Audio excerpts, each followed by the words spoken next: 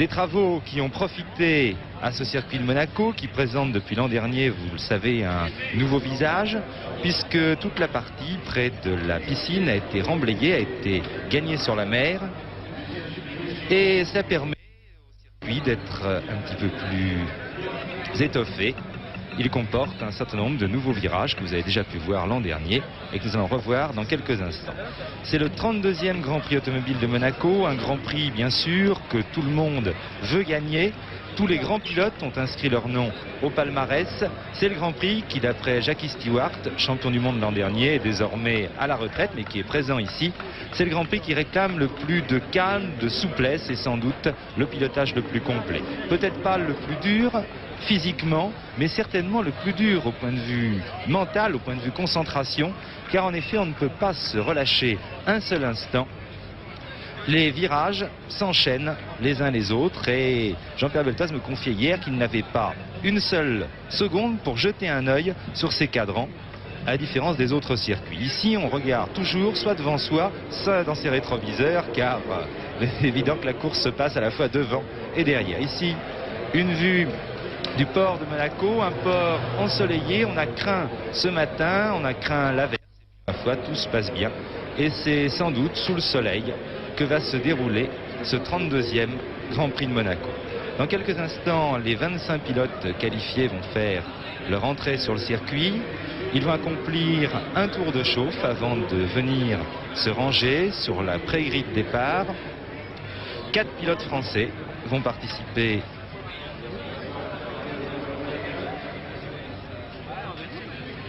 Oui, on me signale que le prince Régnier et la princesse Grace sont actuellement en train d'ouvrir le circuit, c'est la tradition. Je disais donc que 5 pilotes français en fait vont participer à ce Grand Prix. Patrick Depailler qui a réalisé le meilleur temps des Français, Jean-Pierre Jarier, Jean-Pierre Beltoise, François Migaud et Henri Pescarolo. Henri Pescarolo qui est d'ailleurs un participant de dernière minute, puisque en effet il ne doit sa participation à ce Grand Prix qu'au forfait enregistré ce matin de Chris Amon et de Jochen Mass. Chris Amon, dont les pièces de la voiture sont défectueuses, les roulements, a préféré renoncer. Jochen Mass est un petit peu pour les mêmes raisons. Les porte-moyeux, les nouveaux porte-moyeux qui équipent la surtise de Jochen Mass ont cédé à plusieurs reprises et fort prudemment, Jochen Mass a préféré renoncer. Cela profite à Guy Edwards et à Henri Pescarolo qui n'avaient pu se qualifier puisque 25 pilotes seulement sont admis sur le circuit. Cela leur profite puisqu'ils prennent la place de Amon et de Mass sur la grille de départ. Il faut dire que Pescarolo a effectué uniquement une dizaine de tours au grand maximum pendant les essais, tant les ennuis qu'il a eu avec sa BRM ont été nombreux et qu'il m'avouait tout à l'heure, finalement j'aurais presque préféré ne pas partir plutôt que de partir avec une voiture aussi peu compétitive. Mais les malheurs d'Henri Pescarolo vont bientôt s'arrêter puisqu'il disposera dès le prochain Grand Prix de la nouvelle BRM P201, très améliorée par rapport à la 160. Henri Pescarolo part dès demain effectuer des essais avec cette nouvelle BRM qui lui permettra, espérons-le, de retrouver le rang qu'il mérite en Formule 1 et qu'il a eu assez peu l'occasion de trouver depuis le début de la saison.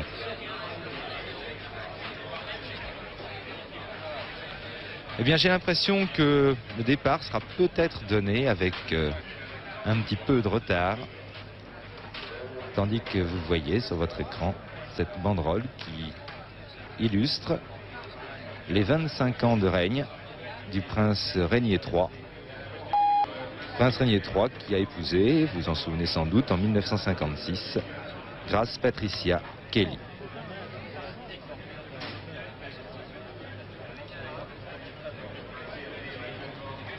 C'est dommage que nous ne puissions avoir le retour d'écoute avec Paris, avec Sport en Fête, car je dois dire que j'aurais bien aimé pouvoir échanger quelques mots avec Johnny Servoz-Gavin. Je vous l'ai dit, nous avons beaucoup de souvenirs communs ici, notamment cette fameuse année 68 où Johnny mena la course pendant 4 tours avant d'être contraint à l'abandon. Et je veux dire que cette année-là, j'étais un de ceux, et peut-être l'un des seuls, qui avant le départ de la course pensait que Johnny allait remporter cette épreuve. Il faut dire que nous avions partagé la même chambre et que pour qui connaissait Johnny, d'habitude un petit peu un petit peu désordonné, enfin pas très concentré. Ben, cette fois-là, on sentait qu'il avait pris la résolution de gagner. C'était fabuleux. Ça, c'est en tout cas un de mes grands souvenirs.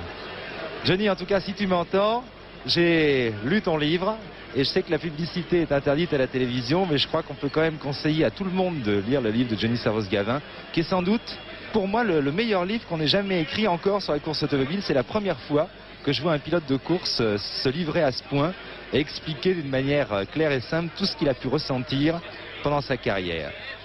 Voilà, j'espère qu'on me pardonnera cette petite entorse au règlement. Tandis que le tour d'honneur,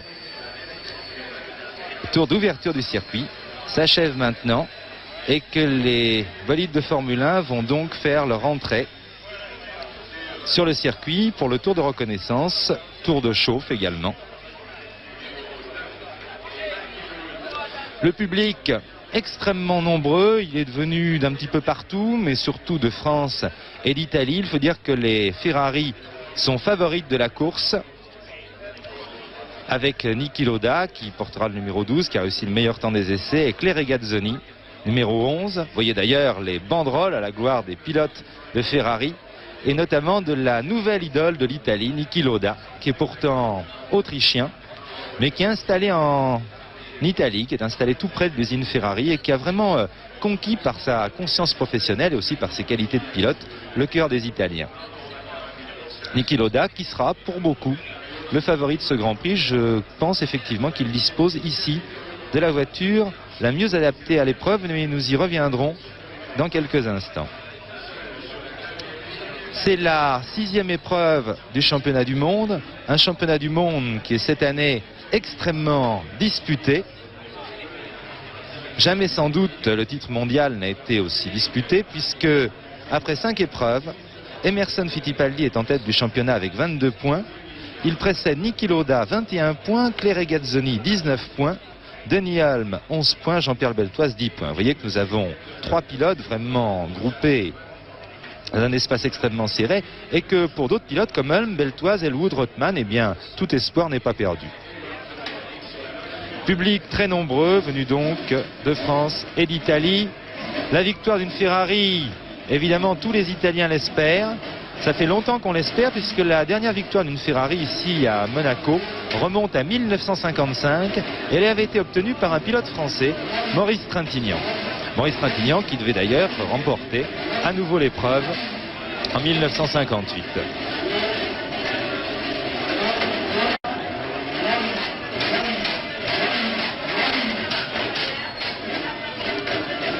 Moteur en route. Voilà le premier à s'élancer, Patrick Depailler. Patrick Depailler sur la tirelle numéro 4, suivi par son coéquipier Jadi Scheckter. Tirelle numéro 3. Depailler qui sera en 2e ligne, vous allez le voir tout à l'heure. Il a réussi le 4e temps des essais. Une performance tout à fait remarquable.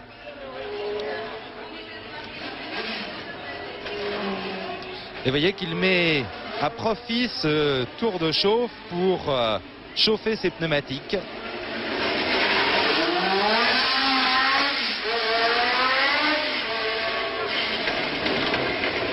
Patrick Depailler qui est un des outsiders. Un des sérieux outsiders de ce Grand Prix pour lesquels les favoris sont Lauda, Regazzoni et Ronnie Peterson. Jackie Stewart désigné en outsider, Depailler, Jadi Scheckter et Jean-Pierre Beltoise. Mais Jean-Pierre Beltoise a eu quelques malheurs après avoir réussi un très très bon temps lors de la première séance d'essai. En effet, sa voiture tire à gauche et les mécaniciens ont été jusqu'ici impuissants à corriger ce défaut de la voiture qui en rend le pilotage extrêmement délicat. Patrick Depailler, l'un des pilotes français qui ont accédé à la Formule 1 cette année et qui s'améliore à chaque course. Ici, il va trouver un terrain à sa convenance. En effet, c'est un pilote extrêmement fin. Voici maintenant Jean-Pierre Jarier qui pénètre sur le circuit.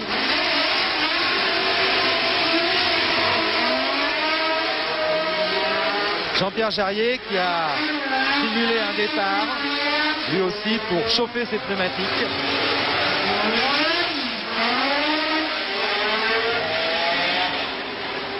Patrick Depailler a déjà remporté la course de Formule 3.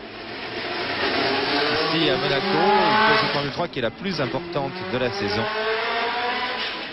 Et il espère bien s'illustrer dans cette épreuve. Vous voyez apparaître en surimpression la grille de départ. Elle n'est peut-être pas très claire avec le soleil. Voilà, si, là c'est beaucoup mieux. Regardez, Henri Carrier a choisi un fond un peu sombre pour que vous puissiez mieux lire cette grille de départ. Vous pourrez noter au passage les numéros des concurrents. Le 12 pour Lauda, meilleur temps des essais. Le 11 pour Regazzoni. Le numéro 1 pour Ronnie Peterson qui sera en deuxième ligne aux côtés de Patrick Depailler. Vous avez vu Ronnie Peterson. Vous voyez maintenant Patrick Depailler. En troisième ligne, nous trouverons Jody Scheckter sur la Tyrrell numéro 3. Vous voyez ici la Ferrari de Niki Lauda qui va gagner sa place sur la pole position de la grille de départ, sur la meilleure place de la grille de départ. Niki Lauda qui sera donc à droite sur votre écran, sur la première ligne de la grille de départ, avec à sa gauche Claire Regazzoni que l'on pousse maintenant à ses côtés. Claire Regazzoni, Ferrari numéro 11.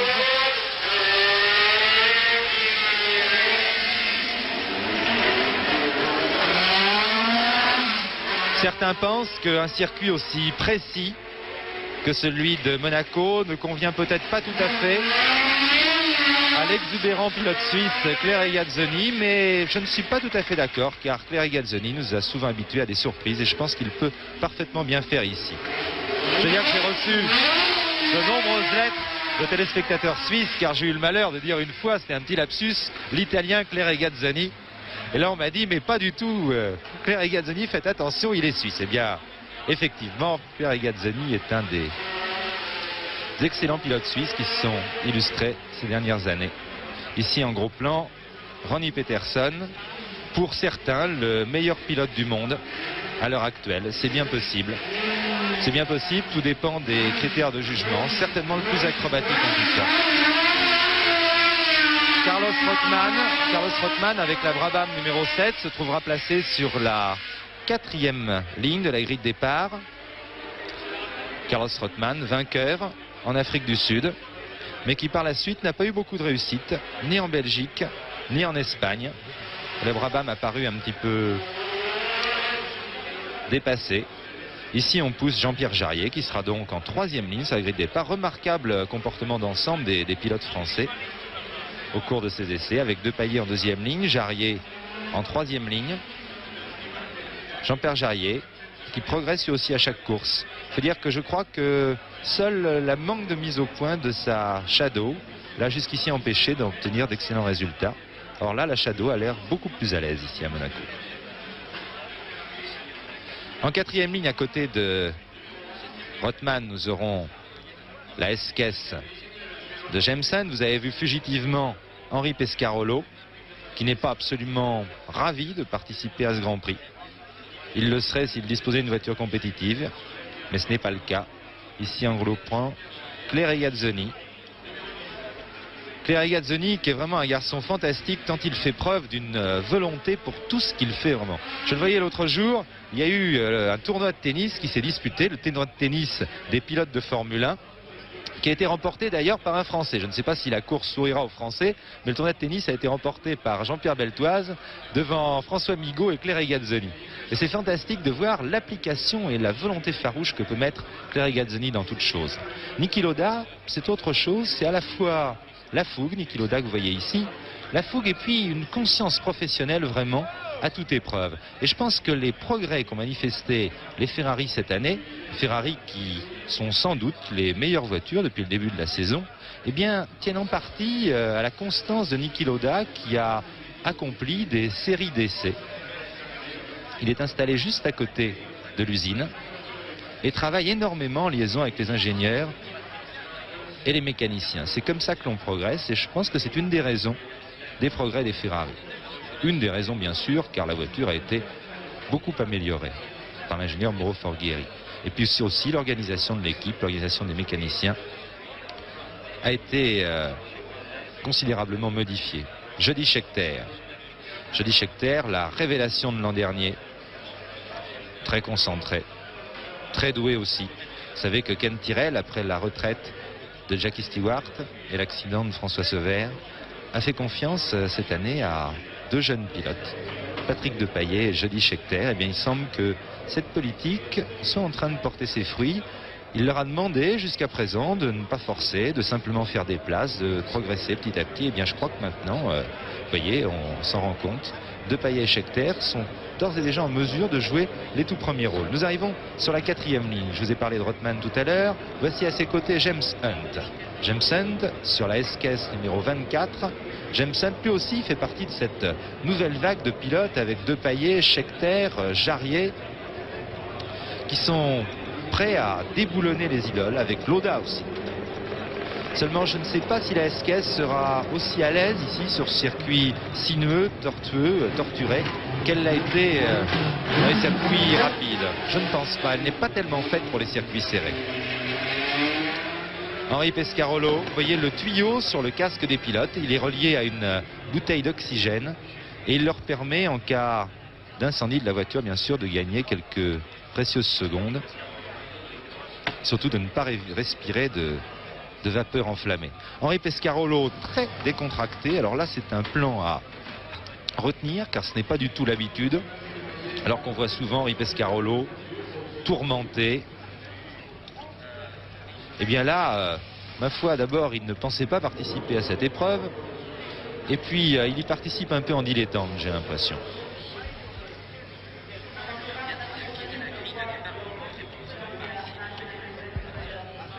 On me signale que Patrick Depailler aurait un ennui et qu'il aurait quitté sa place sur la grille de départ pour rentrer dans les stands. Je pense que nous allons peut-être pouvoir vérifier cela. Henri Carrier, Patrick Depailler qui occupait une place sur la 2e ligne de la grille de départ, ne serait plus sur la grille et serait rentré à son stand. Allô Stéphane Collaro. Eh bien écoutez Stéphane, effectivement je suis près de Patrick Depailler qui vient à l'instant même de pénétrer dans la voiture de training, en fait la 2e voiture, la 4T. Donc il change de véhicule. Je ne sais pas ce qui est arrivé sur le premier. Actuellement on va changer les roues sur la voiture de Patrick Depailler puisqu'elle est montée actuellement avec des roues à pneus pluie. Et Patrick Depailler partira donc sur la voiture 4T. Je vais essayer de savoir la raison pour laquelle Patrick Depailler a changé de voiture. Eh bien c'est un sale coup pour Patrick Depailler, car je ne sais pas si la voiture d'essai, la 4T, sera aussi efficace que la voiture qu'il avait mise au point pour la course. On s'en rendra compte très très vite. Enfin, il est trop tôt encore pour se prononcer. Donc confirmation, Patrick Depailler ne partira pas sur la voiture avec laquelle il a réalisé son temps aux essais, mais sur la voiture d'essai, sur le mulet du team. Il pourra néanmoins conserver sa place sur la grille de départ puisque le nouveau règlement permet à un pilote qui change de monture de conserver sa place sur la grille de départ à condition que la voiture qu'il utilise soit du même type que celle avec laquelle il a réussi son temps aux essais. Fuite d'essence. Hans Stuck sur la marche 741 et Michael Wood sur la McLaren numéro 33. Hans Stuck, lui, a le numéro 9. En 6e ligne, Jean-Pierre Beltoise sur la BRM numéro 14 et Denis Hulme sur la McLaren numéro 6. Jean-Pierre Beltoise, je vous l'ai expliqué, ses malheurs lors des essais. Il espérait beaucoup de ce Grand Prix de Monaco, mais il a eu pas mal de soucis et je ne sais pas s'il pourra concrétiser tous les espoirs qu'il avait. En 7e ligne, Emerson Fittipaldi, le leader du championnat du monde. Emerson Fittipaldi, lui aussi, relevé d'une angine, tout d'abord, ce qui l'a pas mal handicapé. Et puis il semble que les McLaren, elles aussi, ne soient pas spécialement à l'aise sur un circuit sinueux et tortueux. Emerson Fittipaldi, McLaren numéro 5, donc seulement en 7e ligne, où il sera aux côtés d'Arturo Merzario sur l'ISO numéro 20. En 8e ligne, Brambilla, marche numéro 10 et Renman, Shadow numéro 16. En 9e ligne, Carlos Pache sur 10 numéro 18. Jochen Mass, qui devait être à ses côtés, est forfait. En 10e ligne, Jackie X, lui aussi très loin, mais il a eu également des soucis lors des essais En 11e ligne, Hill et Migaud. En 12e ligne, Watson et Schenken. En 13e ligne, Edwards et Pescarolo. Que voici. Et nous sommes maintenant à quelques instants du départ. Un départ qui va être donné avec une dizaine de minutes de retard. Nous utiliserons ici 10 caméras plus la portable pour cette Eurovision qui est une des plus grandes de l'année. 17 positions de commentateurs. La course est relayée en direct par 14 pays. Attention, moteur en route. Je rappelle, en première ligne à droite, Lauda et Regazzoni. En deuxième ligne, Peterson et Depailler. Ça va être intéressant de suivre le début car en effet Peterson, on s'en est rendu compte ce matin lors des essais non chronométrés, est beaucoup plus rapide avec le réservoir plein de carburant que les Ferrari de Lauda et Regazzoni, plus rapide d'environ 2 secondes au tour. Mais pourra-t-il les dépasser? Toute la question bien sûr est là. Il faut dire que les Ferrari partent avec beaucoup plus d'essence. Première ligne, Lauda à droite, Regazzoni à gauche sur votre écran. Derrière Lauda, Peterson. Derrière Regazzoni, Depailler. Derrière Peterson, Scheckter. Derrière Depailler, Jarier.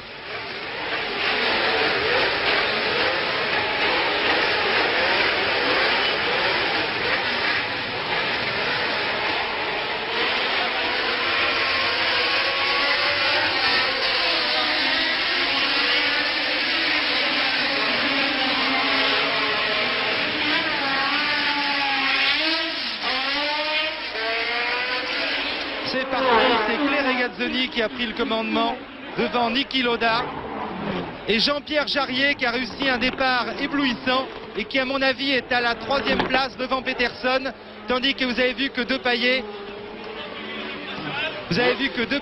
s'était élancé en toute dernière position. Il n'a pas eu le temps de revenir à temps sur la grille de départ. Ici les derniers du peloton, un accrochage. C'est Denny Hulme. C'est Denny Hulme qui a heurté les rails. Est-ce qu'il s'est accroché avec un autre concurrent ou est-ce qu'il a heurté les rails tout seul? C'est difficile à dire pour l'instant. Abandon donc de Denny Hulme alors que Patrick Depailler, qui était un des favoris de la course, est parti dernier. Pas de chance pour Patrick. Il n'a pas eu le temps de revenir à sa grille de départ. Les deux Ferrari en tête. Claire Regazzoni le plus vite au départ devant Niki Lauda. Jean-Pierre Jarier en 3e position sur la Shadow. Jean-Pierre Jarier qui semble tenter d'attaquer Niki Lauda.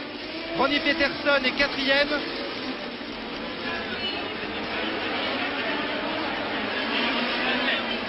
Ronnie Peterson est 4e. Et les concurrents vont boucler ce premier tour de circuit. J'ai l'impression qu'en 5e position, c'est James Hunt. Voilà les deux Ferrari, Regazzoni, Lauda, Jarier, Peterson, Rodman, Scheckter, Hunt, Elwood, James Hunt, et puis derrière un trou, Fittipaldi, Graham Hill, Watson. Il manque énormément de voitures. Je crois qu'il y a eu un accrochage général. X. Depailler, Pescarolo. Oh oui, il manque énormément de voitures. Je crois qu'il y a eu un carambolage général dans le premier tour. Carambolage que nous n'avons pas vu. Il manque Beltoise, il manque Hulme, il manque Merzario, il manque Brambilla, il manque Redman. Vous voyez tout le monde au ralenti ici.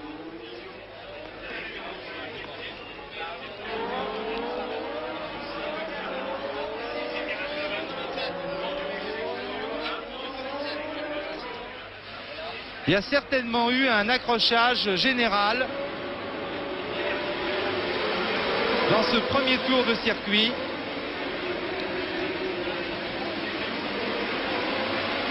Et il manque au moins 7 ou 8 voitures. Je vous dis en tout cas, certainement, il manque Beltoise, Merzario, Brambilla, Redman. Je n'ai pas vu Pache non plus.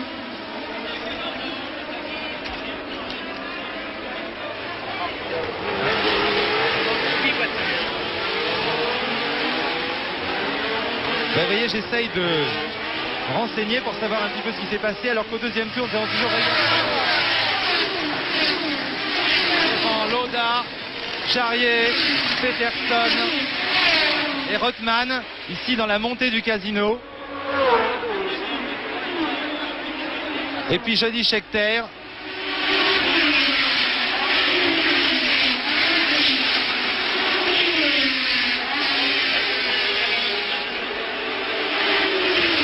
Jody Scheckter qui attaque ici Rothman. Tandis que Ronnie Peterson vient de passer Jean-Pierre Jarier. Ronnie Peterson qui occupe donc maintenant la 3e place de la course. Mais vraiment, vous savez, nous sommes un petit peu inquiets, un peu angoissés. Et je dois dire que je suis... Oui, je vous écoute. Bien, on me signalait que nous pourrions garder l'antenne jusqu'à 7 heures. J'espère que ce n'est pas sous le tunnel que s'est passé l'accrochage, je ne pense pas. Jean-Pierre Gragzuk, est-ce que vous m'entendez?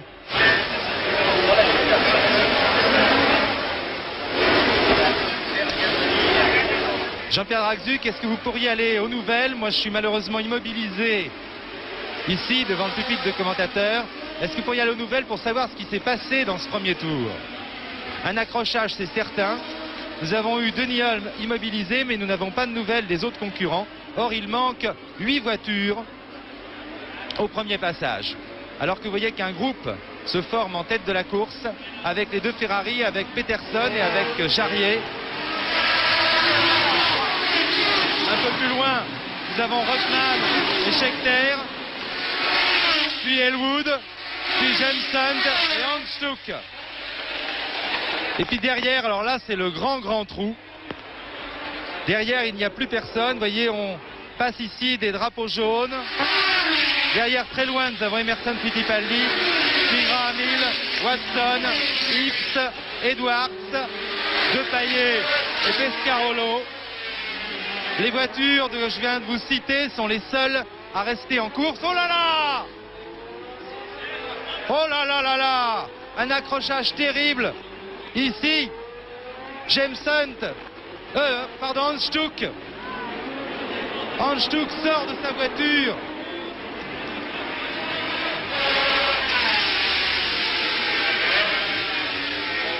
Décidément, quel début de course absolument invraisemblable. Nous allons revoir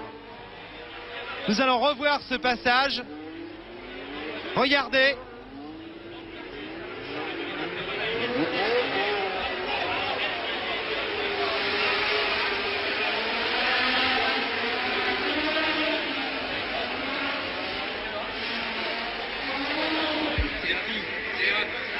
Il semble que ce soit avec Jameson que se soit produit cet accrochage. Jameson qui n'a pas vu Hans Stuck se glisser sur sa droite, qui s'est un petit peu rabattu devant lui. Oh, des images vraiment impressionnantes, et vous avez remarqué que Hans Stuck essayait de garder le contrôle de sa voiture dans cette... C'était assez fantastique, vraiment. Enfin, en tout cas, pas de mal pour Hans Stuck dans cet accrochage qui s'est pourtant produit à grande vitesse.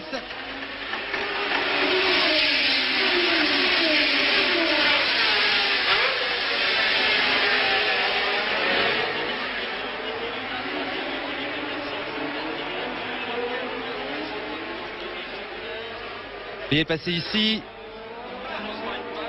les rescapés, serais-je tenté de dire, car ce Grand Prix a débuté par une cascade d'élimination. En tête,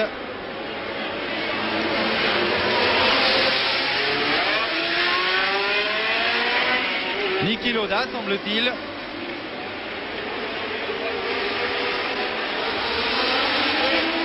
Non, en tête toujours Claire Regazzoni, que nous ne voyons pas sur cette image.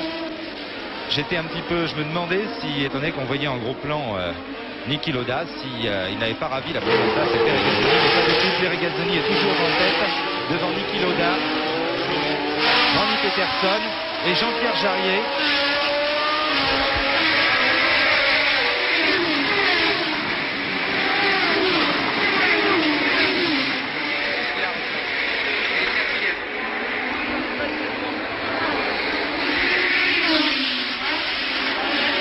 Jean-Pierre Jarier qui fait vraiment une course remarquable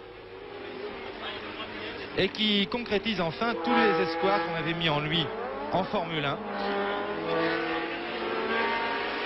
Il a été champion d'Europe de Formule 2 l'année dernière avec une série de victoires absolument éblouissantes, mais en Formule 1 il n'avait jamais pu, sans doute faute de matériel, occuper une place aussi brillante. Vous voyez qu'un groupe se constitue vraiment en tête de la course avec donc Rothman, Scheckter et Elwood qui recollent aux 4 hommes de tête. Je me demande combien de voitures vont finir cette course qui est partie depuis à peine 10 minutes et il ne reste même pas la moitié des voitures en course.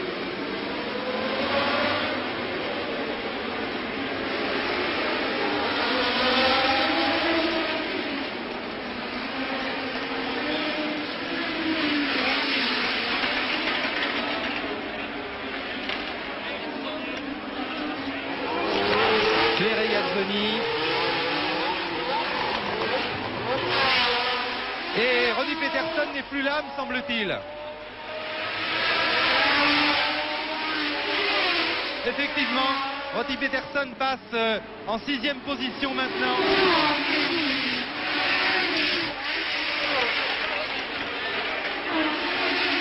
Jarier 3e donc. Scheckter 4e, Rothman 5e et 6e Peterson.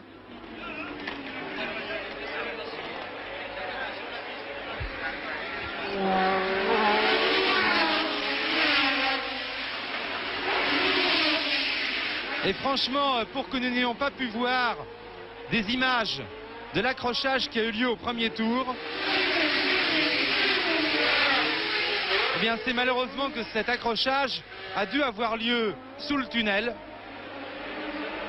Et là j'aimerais vraiment, Jean-Pierre Draxuc, si vous m'entendez, que vous puissiez aller au renseignement, essayer d'avoir des nouvelles, car c'est l'endroit le plus rapide du circuit. Et un accrochage entre 7 ou 8 voitures sous le tunnel, bien sûr, c'est quelque chose d'impressionnant. Jean-Pierre Draxuc, essayez d'aller aux nouvelles pour nous rassurer tout de suite.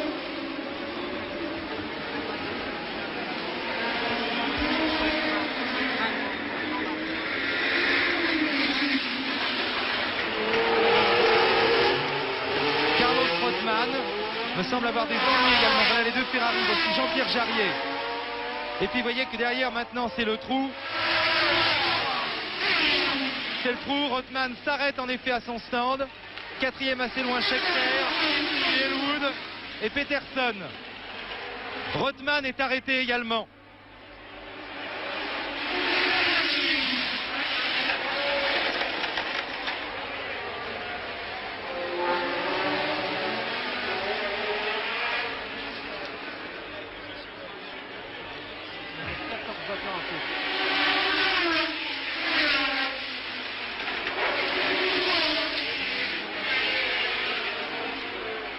C'est un début de Grand Prix absolument sidérant par les coups de théâtre qui se sont produits. Mais ce que je voudrais surtout, c'est être rassuré à propos de l'accrochage qui s'est produit lors du premier tour. Heureusement, je n'ai pas entendu la moindre sirène d'ambulance. Je n'ai pas vu la moindre ambulance envahir la piste, ce qui tendrait à prouver que cet accrochage s'est passé sans mal pour les pilotes. C'est beaucoup de chance en tout cas. Il est évident que le premier tour d'un Grand Prix est toujours le plus dangereux. C'est là où les voitures roulent en paquet. Et le tunnel était le plus mauvais endroit où puisse se produire un accrochage. D'abord le plus rapide, ensuite celui évidemment où il y a le moins de visibilité. Toujours Regazzoni, Lauda et Jarier qui réussit l'exploit de suivre les deux Ferrari. J'aimerais vraiment pouvoir m'appesantir sur l'exploit de Jean-Pierre Jarier qui est somptueux vraiment en ce moment. Mais je voudrais tout d'abord qu'on ait des nouvelles de cet accrochage. Enfin, j'espère que nous aurons l'occasion, alors que nous sommes dans le 9e tour de la course, que nous aurons l'occasion de nous appesantir longuement sur la course de Jean-Pierre Jarier et qui pourra la continuer jusqu'au bout. Jean-Pierre Jarier ici sur la Shadow numéro 17 qui est en train d'accomplir sous vos yeux sa plus belle course depuis ses débuts en Formule 1 l'an dernier. Ah, voici la voiture de Vern Schuppan, voici l'insigne de Vern Schuppan.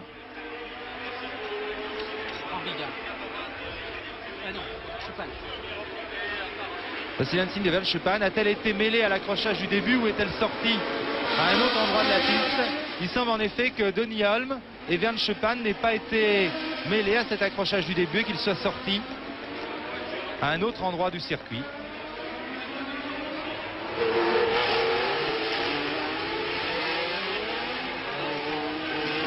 Quel début de course ahurissant.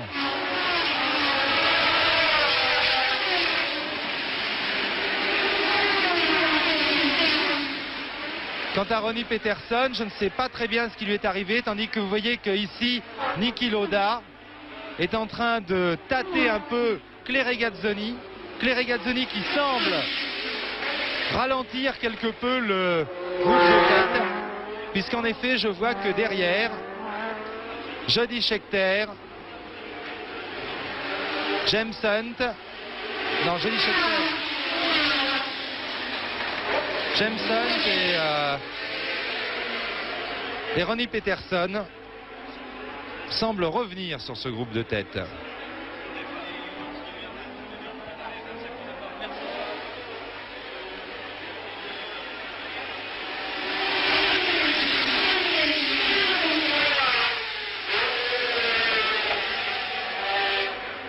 Le passage de la chicane, un des plus impressionnants du circuit. Et puis la nouvelle partie autour de la piscine, une partie extrêmement serrée. Voilà Jean-Pierre Beltoise qui est à son stand avec sa femme Jacqueline. Si Jean-Pierre Draxuc, voilà.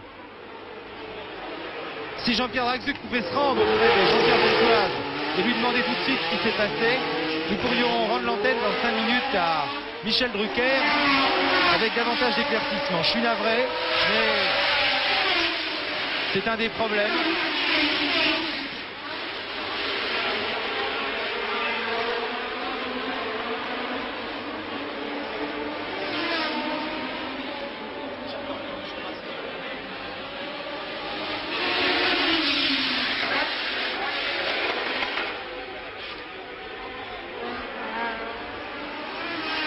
Je me tais quelques instants, je me situe quelques instants car j'ai vu un micro auprès de Jean-Pierre Beltoise. Malheureusement, je n'ai aucune liaison avec notre micro à chef dans les stands, avec Jean-Pierre Draxuc. C'est hélas un peu fréquemment le cas dans les courses automobiles. Le commentateur s'en excuse, mais il est un peu isolé, même très isolé devant son pupitre de commentaires. Et ma foi, quand il se passe un incident, il est très très difficile d'avoir des renseignements immédiats. En tout cas, moi je suis complètement paralysé ici et je ne peux hélas que vous donner la description de la course qui se poursuit. Avec les deux Ferrari de Regazzoni et Lauda toujours en tête, avec un remarquable Jean-Pierre Jarier qui s'accroche à la 3e place et qui semble suivre sans trop d'efforts le train des deux Ferrari, avec également un groupe de 3 voitures avec Scheckter, Hunt et Peterson qui remontent sur les 3 premiers.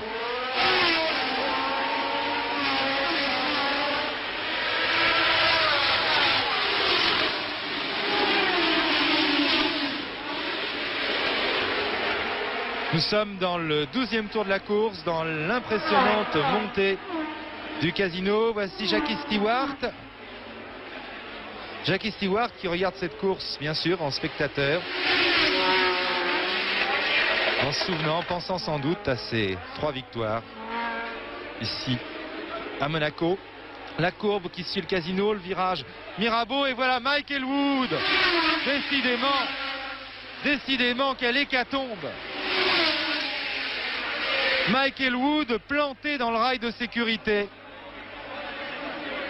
Heureusement que d'énormes progrès ont été faits ici à Monaco en ce qui concerne la sécurité, avec l'implantation de glissières absolument partout, avec surtout la mise en place d'un service de commissaires qui semble particulièrement efficace.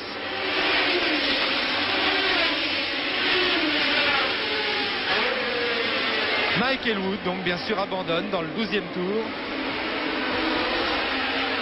Remarquez, nous sommes un petit peu habitués ici à Monaco à voir des carambolages et surtout des voitures dans les rails.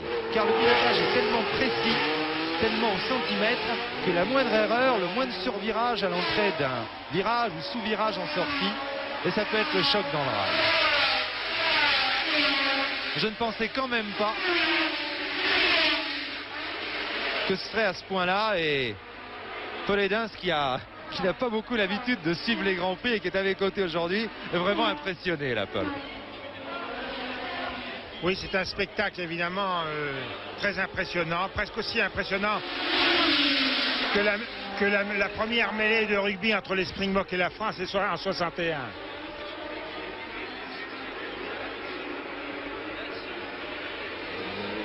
En gros plan. Jean-Pierre Jarier qui suit le train de Ferrari toujours. Et c'est sans doute sous ce tunnel que s'est produit tout à l'heure un gigantesque carambolage qui a éliminé 6 ou 7 voitures. François Ternoir, combien reste-t-il de voitures en course? Il reste pour l'instant 14 voitures en course. Mais moins celle de Elwood. Il y a une voiture qui est arrêtée au centre des tiers parties. Il y a bien 14 voitures pour l'instant en course. Sur 25 au départ, et cela au 13e des 78 tours de la course.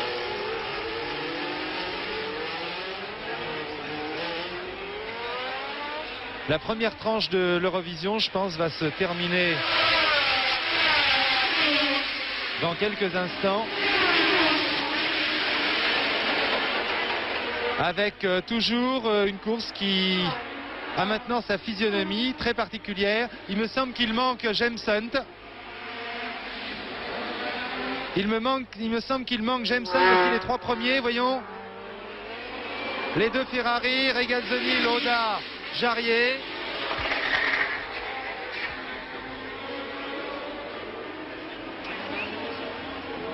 Et derrière, je crois qu'il n'y a plus que Scheckter et Peterson. Voilà, Scheckter, Peterson. James Hunt n'est plus en course non plus. Eh bien, ça continue, décidément. La course par élimination. Une élimination qui a d'ailleurs relativement épargné les premiers, puisque les 2 Ferrari s'étaient élancés en tête devant la Shadow de Jarier, et que seul du groupe de tête qui s'était constitué dans le premier tour, Peterson, a légèrement rétrogradé. Là, vous voyez en fait en tête les 3 voitures qui étaient en tête au départ.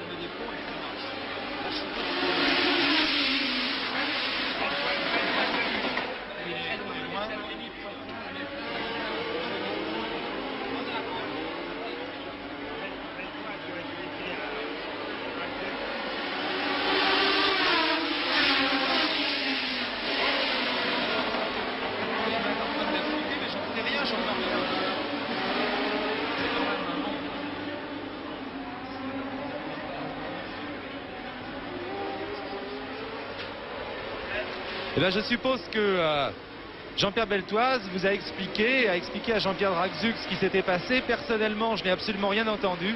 Je n'ai malheureusement aucune liaison avec le micro HF. J'espère que tout cela sera amélioré tout à l'heure. Je vous rappelle donc que nous sommes dans le 15e des 78 tours de la course. C'est Regazzoni qui mène l'épreuve devant Lauda et le Français Jean-Pierre Jarier, 3e depuis le départ et absolument remarquable. À quelques mètres derrière, nous avons Jody Scheckter et Ronnie Peterson. Une quinzaine de voitures ont été éliminées dès le premier tour et il ne reste plus maintenant que 13 voitures en course. Nous sommes donc au 15e tour de la course. Nous nous retrouvons dans quelques instants. À vous, le sport en fait.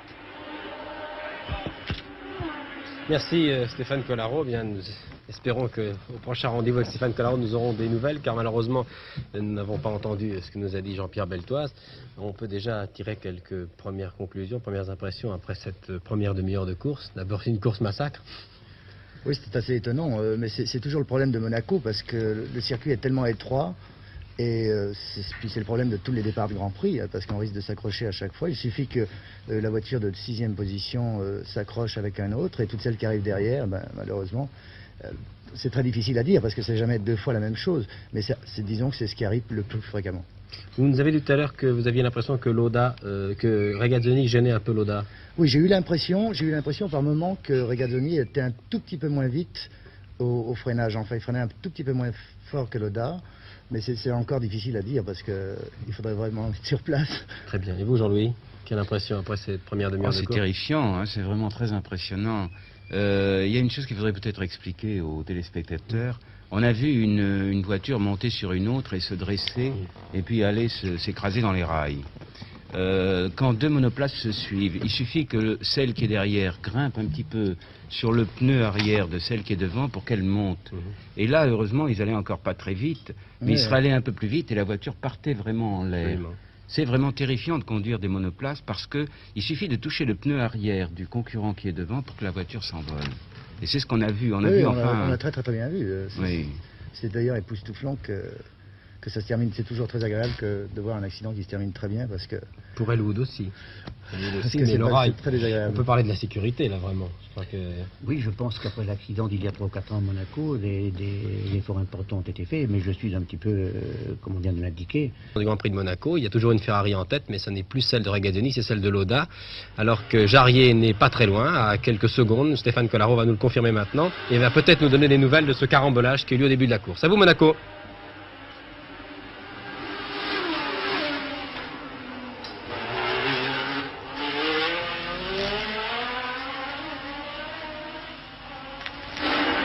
Eh bien ici à Monaco, nous sommes maintenant au 31e tour de la course et c'est l'Autrichien Niki Lauda qui est maintenant en tête. En effet, Claire Regazzoni a fait un tête-à-queue tout à l'heure au 21e tour, ce qui lui a fait perdre la première place. Il est maintenant 5e. Deuxième à 3 secondes derrière Niki Lauda, nous avons Ronnie Peterson.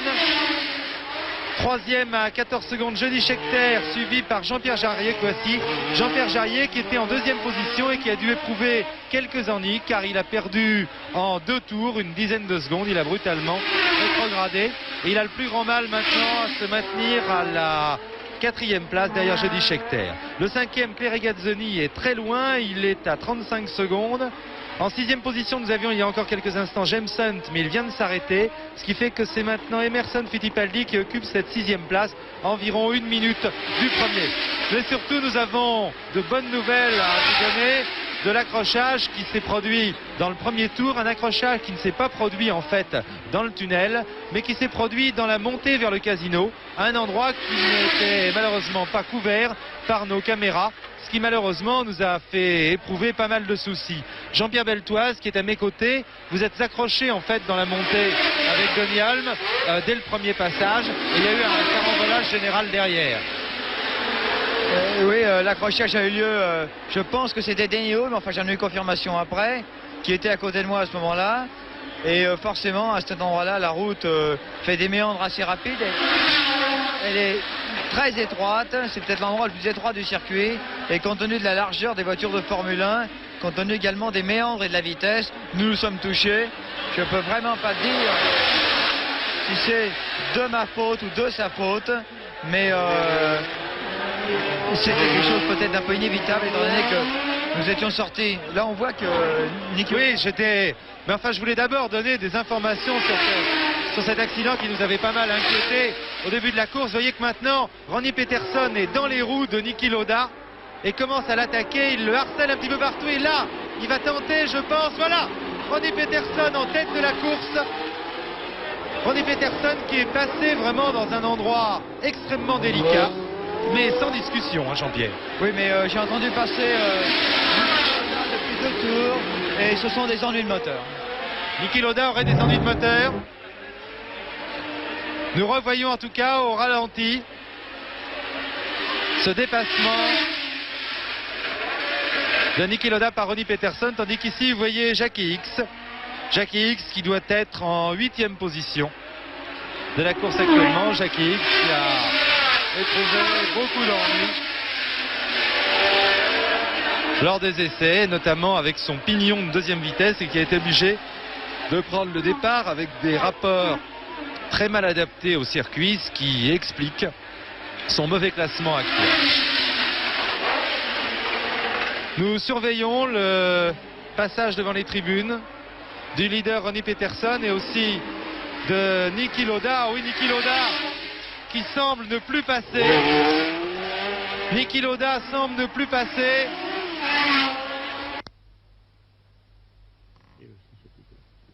Le son non plus ne passe plus.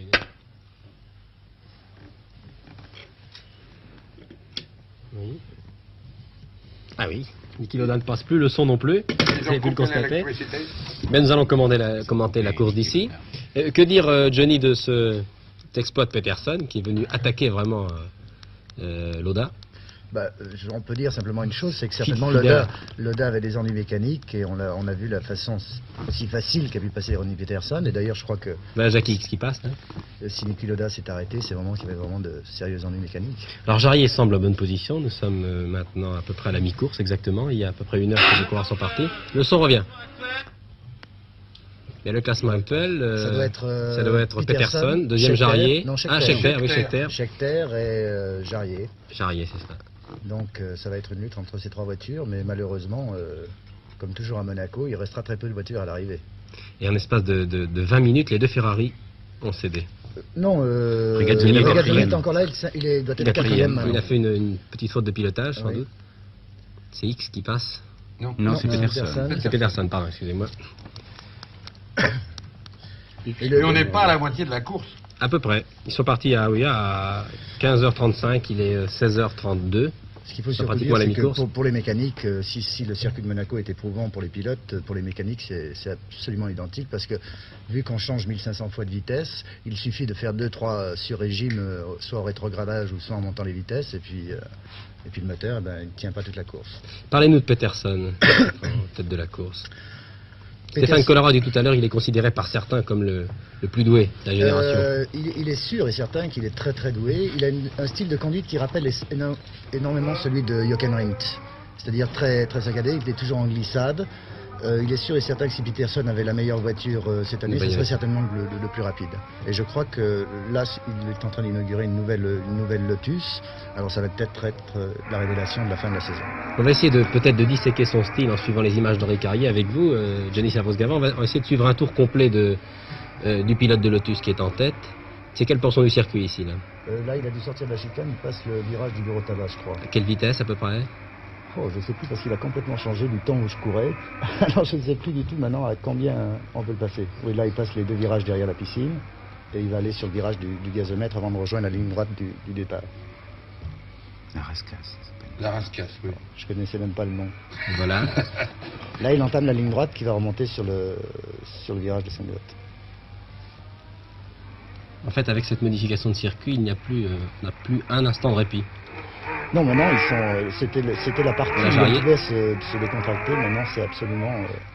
ils doivent peut-être le faire dans la montée, mais ça m'étonnerait puisque c'est très difficile à monter, c'est très dur. Scheckter, vous le connaissez bien? Non, je ne connais pas du tout Scheckter. Peterson, je le connais bien puisqu'on a couru ensemble en Formule 2, ensemble en Formule 1. Donc, je le connais beaucoup mieux. Et pour moi, personnellement, j'ai toujours pensé que c'était le nouveau champion du monde.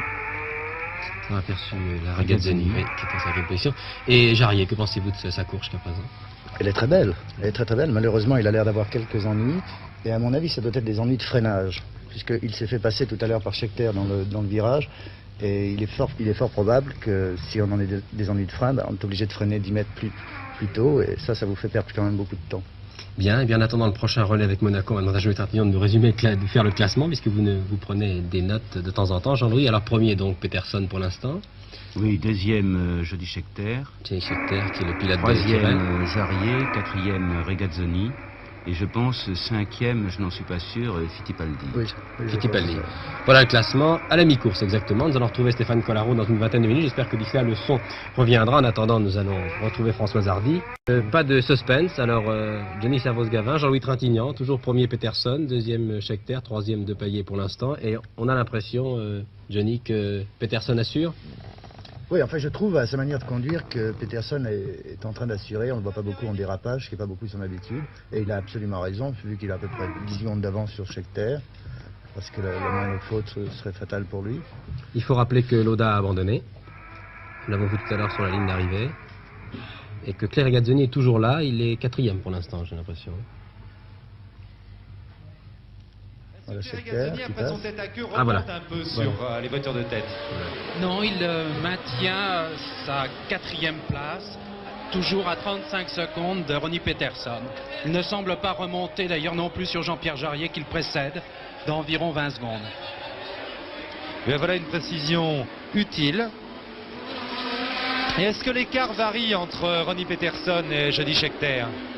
Eh bien, c'est un petit peu en fonction des dépassements. Tout à l'heure, Jody Scheckter était à 15 secondes environ de Ronnie Peterson, puis il est remonté à 11 secondes et maintenant l'écart est stabilisé à 13 ou 14 secondes.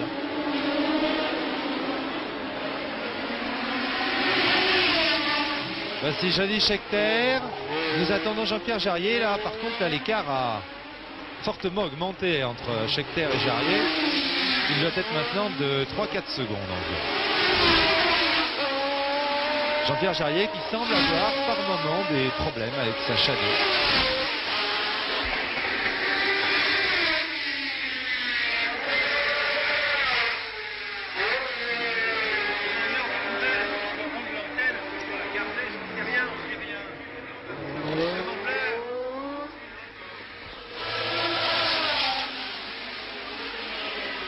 Je veux dire que nous travaillons un petit peu dans le noir absolu ici, car en effet, nous avons quelques problèmes de liaison.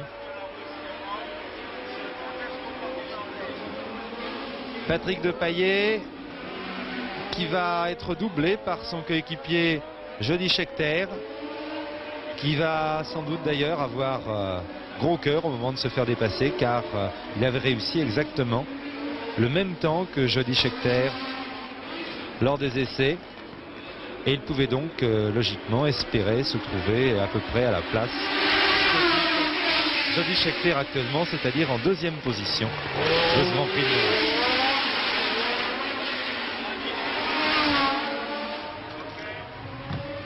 Bien, donc vous connaissez le classement. Nous reviendrons bien sûr tout à l'heure, car il n'y a pas de suspense pour l'instant. Colonel, que pensez-vous de cette course après 1h15, 1h20? 14 tours à couvrir et je vais surveiller le passage devant les tribunes de Jean-Pierre Jarier pour voir si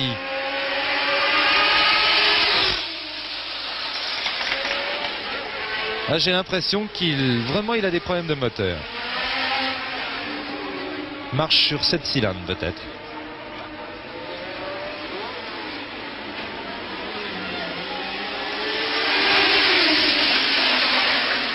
Et puis Claire Regazzoni qui reprend un petit peu de terrain sur Jean-Pierre Jarier.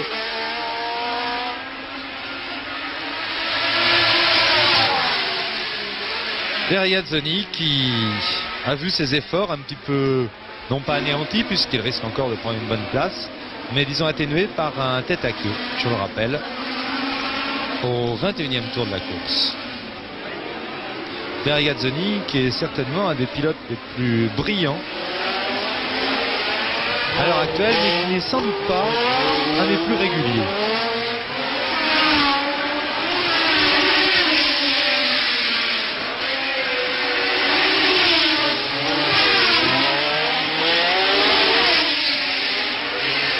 Le bouillant Jody Scheckter. Jody Scheckter, grande révélation de la saison passée et même de la fin de la saison 72. Jody Scheckter s'est illustré par des performances assez étonnantes l'an dernier au venant de McLaren. Il s'est également illustré en étant impliqué dans 2 accrochages assez mouvementés, le premier et même 3. Le premier au Grand Prix de France alors qu'il menait la course d'une manière superbe avec Emerson Fittipaldi. Il est bien difficile de dire lequel des 2 pilotes avait sa responsabilité la plus engagée dans cet accrochage. Tout le monde a son idée là-dessus. Et puis au Grand Prix d'Angleterre à Silverstone, Jody Scheckter est sorti de la piste à la fin du premier tour alors qu'il était une nouvelle fois en tête. Et il a eu le malheur de rebondir contre le rail de sécurité, de revenir percuter le peloton. Ça a été une véritable catastrophe. Heureusement, personne n'a été blessé dans cet enchevêtrement de voitures, sauf l'Italien Andrea De Adamisch, qui est d'ailleurs pas loin de moi. Il travaille ici pour la télévision italienne. Andrea De Adamisch qui court cette année en prototype pour Alfa Romeo, mais qui a renoncé à la Formule 1 faute d'avoir trouvé une voiture valable. Et puis il y a également eu un accrochage avec François Sauver au Grand Prix du Canada. Bien cette année, Jody Scheckter semble beaucoup plus sage. Il faut dire qu'il a changé d'écurie. De McLaren, il est passé chez Tyrrell. Et Ken Tyrrell, qui est pour beaucoup le meilleur manager du monde et qui faisait confiance cette année à 2 jeunes pilotes, Jody Scheckter et Patrick Depailler, n'aura pas ménagé ses conseils de prudence. Il voulait surtout qu'ils s'aguerrissent avant d'obtenir des victoires en Formule 1. Eh bien, je pense que maintenant, aussi bien Jody Scheckter que Patrick Depailler sont en mesure de jouer les tout premiers rôles dans les courses de Formule 1. Jody Scheckter s'est certainement beaucoup agi depuis l'an dernier. En tout cas, le don de ce pilote est absolument évident. C'est pas du tout le même pilotage que Depailler. D'ailleurs, ce sont 2 styles très très différents, mais aussi efficaces l'un que l'autre. Depailler est très coulé, très souple. Scheckter, lui, beaucoup plus énergique.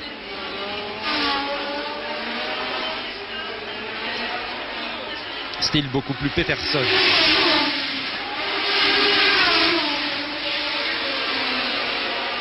Quant à Ronnie Peterson, qui domine ce 32e Grand Prix de Monaco pour l'instant, et bien Ronnie Peterson, je vous l'ai dit tout à l'heure, a été bien malheureux depuis le début de la saison. Henri Pescarolo, lui, s'arrête.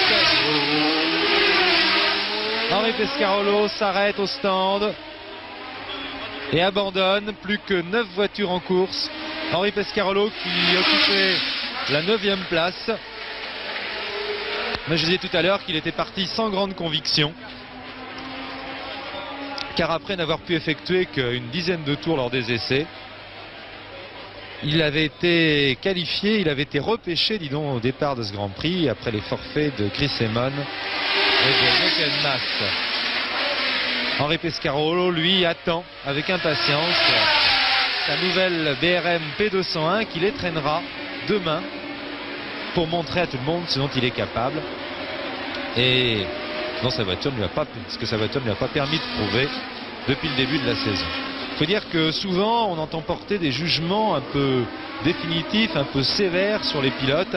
Je crois que c'est un petit peu ridicule, car en fait ce qui fait un résultat, ce n'est pas le pilote seul, ce n'est pas la voiture seule non plus, c'est l'ensemble voiture-pilote. Il est évident qu'un excellent pilote qui ne dispose pas d'une bonne voiture ne peut en aucun cas obtenir de bons résultats.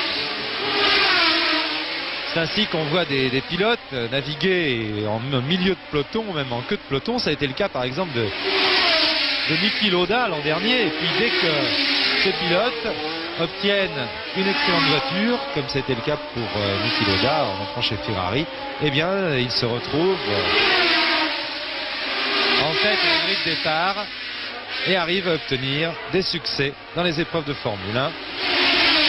Comme Niki Lauda l'a prouvé en Espagne, comme il l'a prouvé aussi en Argentine ou en Belgique en terminant à la 2e place. L'écart entre Peterson et Scheckter là augmente maintenant. Il est de 20 secondes. Voici Jody Scheckter. Jarier, lui, est à 29 secondes. C'est-à-dire que Jarier perd du terrain sur Peterson, mais qu'il n'en perd pas trop sur Scheckter. Et que Jarier perd un peu de terrain sur Clay Regazzoni, qui se trouve maintenant à 26 secondes de Jean-Pierre Jarier. Il reste 11 tours à couvrir. Vraiment, ce serait très très malchanceux pour Jarier de ne pas conserver le bénéfice de cette course fantastique qu'il a produite aujourd'hui.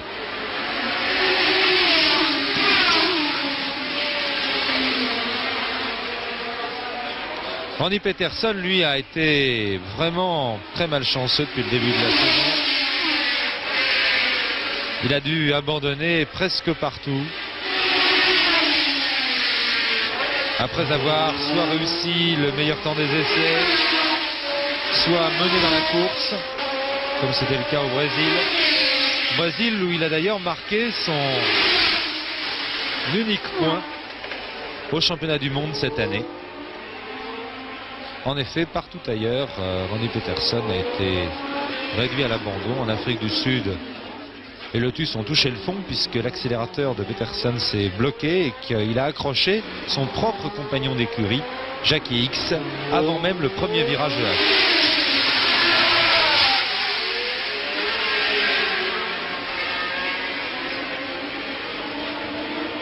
Je crois qu'une victoire de Ronnie Peterson aujourd'hui serait d'autant plus intéressante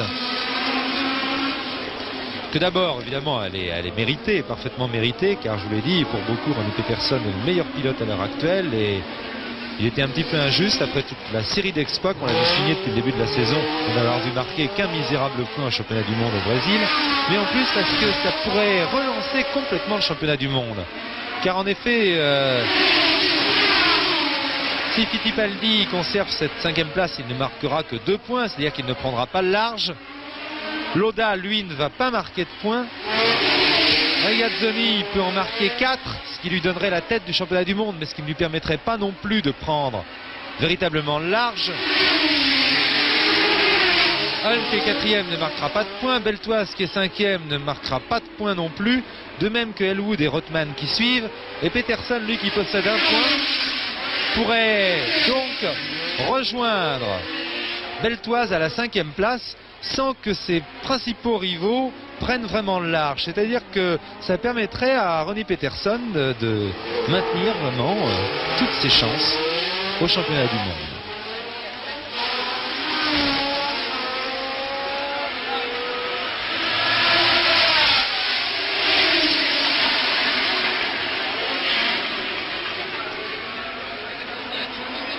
Ronnie Peterson dans son 70e tour.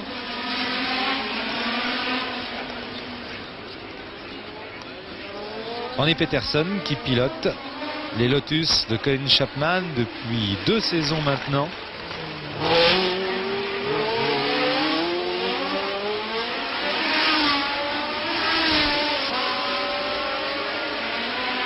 L'année dernière, il faisait équipe avec Emerson Fittipaldi. Cette année, il fait équipe avec Jackie Hicks. Jackie Hicks qui semble, depuis le début de la saison, connaître une succession de problèmes.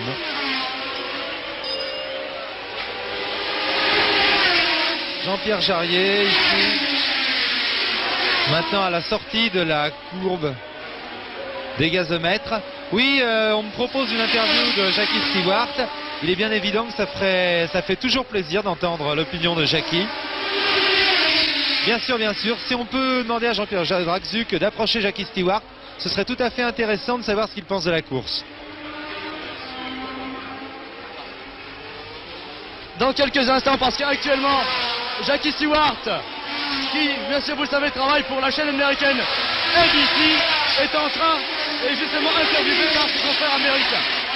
Mais je crois que maintenant il a terminé. Jackie Stewart, pouvez-vous dire quelques mots sur la course? Ouais, la course maintenant, c'est fantastique. La course, pour moi, c'est beaucoup de confusion. Peterson très bien. La Lotus de performance très bien. C'est très triste pour Ferrari. Niki Lauda, c'est très bien performance aussi. Scheckter, fantastique. La deuxième position pour le Elf Team Tyrrell, c'est bien, très bien. Vous aviez pronostiqué éventuellement Dépaillé. Enfin, du moins. Oui, Dépaillé sur le Grand Prix de futur, c'est futur fantastique, très intelligent. La voiture très bien, c'est Patrick, un petit peu plus expérience, c'est très bien. Excusez-moi, mais français, pas parler français, pardon. Jackie, vous ne courez pas aujourd'hui, bien sûr, vous avez pris votre retraite de pilote. Quel est votre sentiment, votre impression? Non, pas de problème, très content. C'est la course finie maintenant. C'est le livre passé. Merci Jackie Stewart. À vous Stéphane Collaro. Très bien, j'ai vaguement saisi ce que disait Jackie Stewart. C'était pas très simple quand les voitures passaient devant nous. Effectivement, je crois d'ailleurs qu'on peut dire que dans la conversation que nous avions eue avec Jackie hier, son favori était Ronnie Peterson. Venait ensuite Niki Lauda. Et puis ensuite Jody Scheckter, Patrick Depailler et Jean-Pierre Beltoise. Vous voyez que les pronostics de Jackie Stewart ne sont pas mauvais du tout, puisque Lauda était en tête de la course, que Peterson, son favori, a de fortes chances de l'emporter alors qu'il reste encore 6 tours à couvrir, et que Jody Scheckter, qui était un de ses outsiders, eh bien, est en deuxième position.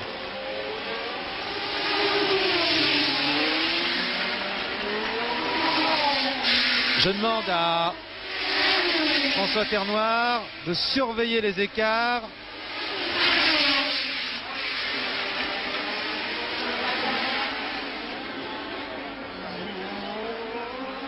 Un écart qui augmente entre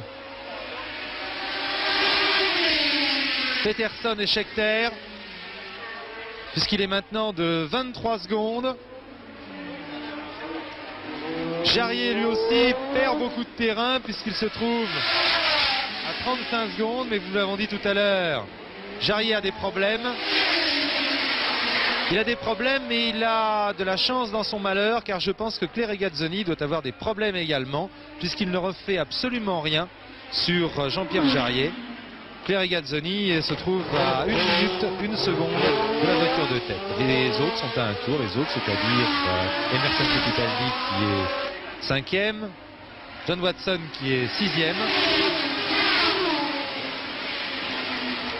Hill, Edwards et Depailler se trouvent eux à 2 tours et plus.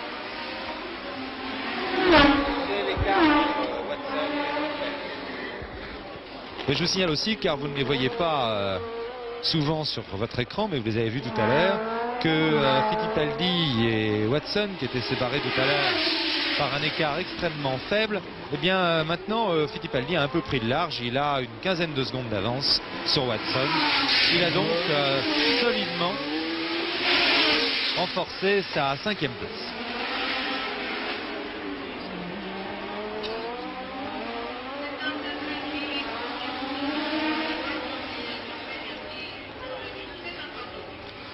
Nous attendons Ronnie Peterson à la sortie du tunnel. Ronnie Peterson qui va vraiment négocier maintenant devant vous. Regardez ce passage de la chicane qui est tout à fait impressionnant. C'est sans doute ce qui demande le plus de courage de la part du pilote, car c'est très étroit. Il faut frôler le trottoir de droite puis celui de gauche. Ronnie Peterson qui est maintenant dans la nouvelle partie du circuit, la partie qui entoure la piscine avec les haies de la piscine.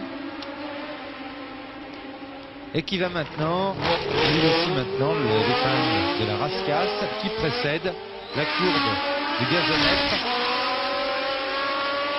L'épingle, la célèbre épingle du gazomètre, en effet maintenant une courbe extrêmement rapide. qui commande le passage devant les tribunes, qui commande aussi un petit peu le virage de Sainte-Dévote que vous voyez là-bas dans le fond. Et puis cette montée vertigineuse du Casino. Alors que vous voyez maintenant Jody Scheckter qui vient de virer à la Rascasse et que l'on attend Jean-Pierre Jarier. Jean-Pierre Jarier qui va prendre un tour à Patrick Depailler, Tyrrell numéro 4. Voilà, c'est chose faite. Ainsi qu'à John Watson.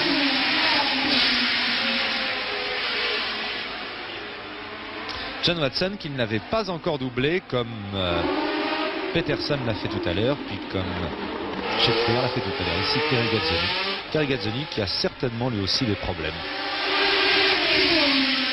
Problèmes qui sont survenus à la suite de son fait à queue, sans pour y être forcément lié d'ailleurs, parce que je ne pense pas qu'il ait touché quoi que ce soit pour ce fait à queue.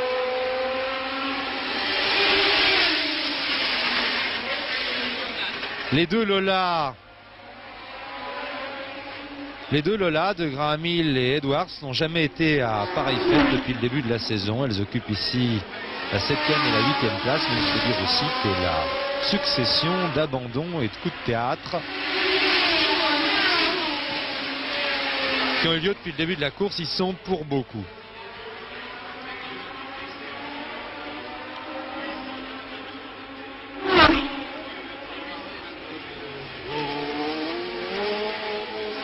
Nous sommes dans le 76e tour de la course. Une course qui semble maintenant jouée. Mais vous savez que Monaco nous réserve parfois des coups de théâtre. Rappelez-vous Jack Brabham.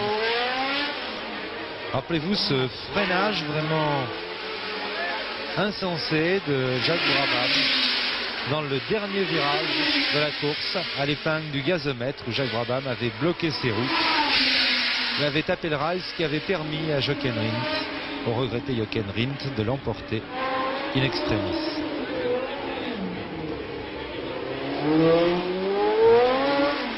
Donc jusqu'au dernier moment, attendre un coup de théâtre. Un coup de théâtre auquel je ne crois pas beaucoup personnellement. Alors qu'il ne va bientôt plus rester que 2 tours à couvrir dès que ce 76e tour a été bouclé, c'est-à-dire dès que Ronnie Peterson ici passera devant les tribunes, 2 tours encore à couvrir. Scheckter est maintenant à 24 secondes, 5 dixièmes, Jarier à 40 secondes, Regazzoni à 1 minute 2 secondes. Fittipaldi et Watson, je vous le rappelle, sont à 1 tour. Graham Hill et Edwards sont encore beaucoup plus loin et Patrick Depailler, qui a dû s'arrêter, est à 3 tours. Il est 9e, mais il n'y a plus que 9 voitures en course.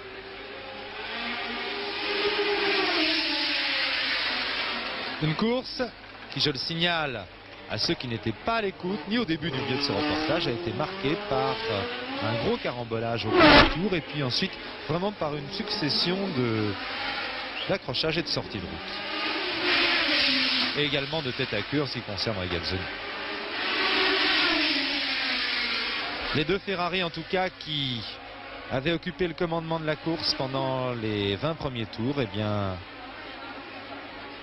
n'auront pas été les vedettes de ce Grand Prix Monaco comme on pouvait s'y attendre. Tête à queue de Regazzoni au 21e tour, le reléguant dans les profondeurs du classement. Abandon de Niki Lauda qui était en tête de la course au 33e tour.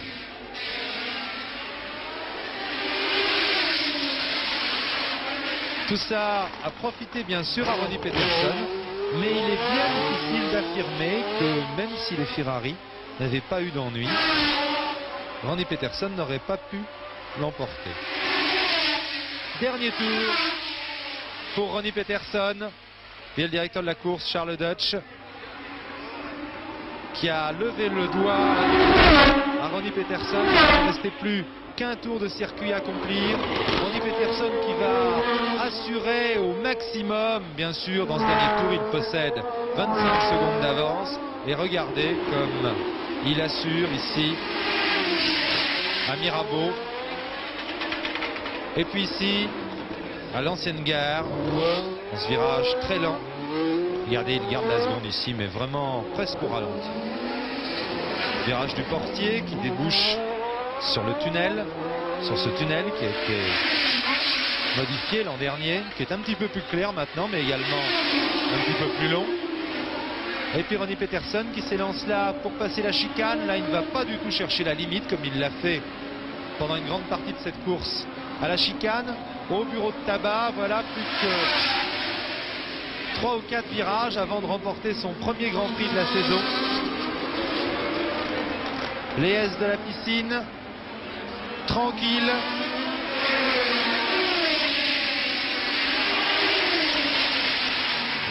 Et pour la dernière fois, cette épingle de la rascasse, la bosse qui précède la ligne droite des tribunes, et le drapeau va s'abaisser sur la Lotus Noir et Or de Ronnie Peterson qui remporte son premier Grand Prix de la saison. Nous attendons maintenant Jody Scheckter, alors qu'Emerson Fittipaldi vient de franchir la ligne d'arrivée. Il termine 5e à un tour. Nous attendons le deuxième, Jody Scheckter, que voici. Jody Scheckter qui obtient aujourd'hui son meilleur résultat en Grand Prix. Voilà Jody Scheckter, deuxième à 25 secondes environ. Nous attendons Jean-Pierre Jarier maintenant, le voici. Jean-Pierre Jarier qui, tout comme Jody Scheckter, va obtenir son meilleur résultat en Grand Prix en finissant 3e à une trentaine de secondes du vainqueur. Regazzoni va prendre la 4e place, Fittipaldi la 5e, Watson la 6e, Hill la 7e, Edwards la 8e et De Paillet la 9e. Voilà, Regazzoni est arrivé également. J'espère que nous aurons ce soir Jean-Pierre Jarier comme invité au cours de Sport Dimanche. Vous savez que l'émission Sport Dimanche sera retransmise en direct depuis Monaco. Juste un mot pour vous dire que au classement du championnat du monde, Fittipaldi, ou plutôt Regazzoni doit... Non, c'est ça. Fittipaldi prend la première place maintenant avec 24 points. Devant Regazzoni, 22 points.